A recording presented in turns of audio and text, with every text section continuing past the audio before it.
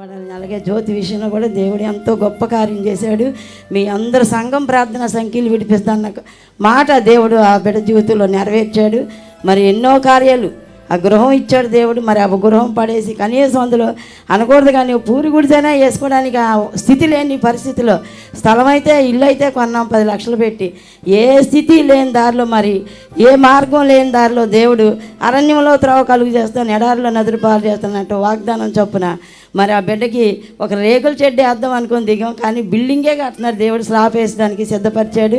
మరి ఆ కార్యం కూడా ఎంతో గొప్పది. మరి అప్పైనప్పటికీ కూడా మేమిస్తాం అని ముందుకు వచ్చి ఆ బిడ్డకి సహకరించినందుకు మీ ప్రార్థన వల్ల అయ్యగారు అమ్మగారు వచ్చి ఫస్ట్ ఆ స్థలంలో అడుగు పెట్టారు. మరి ఆ అడుగు పెట్టిన ప్రతి స్థలాన్ని దేవుడు ఆశీర్దిస్తాను అన్నట్టుగా మరి ఆ కుటుంబాన్ని దేవుడు దీవించాలని, ఇంకా దుర్గారావు మార్పు కలగాలి, ఆ కుటుంబం అంతా దేవుడి సన్నిధిలో ఉండాలి. నా కుటుంబం కూడా అందరూ, మా కొడుకులు కోడళ్ళు మా మనవలు మేము కూడా అంతా దేవుడి సన్నిధిలో ఉండాలి. మరి ఈ సంఘాన్ని వదిలిపెట్టకూడదు. మరి మా కొరకు మీ అందరిని ప్రార్థన జ్ఞాపకం చేసుకోండి. మరి అమ్మగారు ప్రార్థించినప్పుడు విశ్వాసంతో దీంట్రాలు మొరపెడుతుందయ్యా, మరి నీ బిడ్డల కోసం అని ఎంతగానో ఆ మాట అన్నప్పుడు ఎక్కడ లేని ఆనందం సంతోషం వస్తుంది మన హృదయంలో.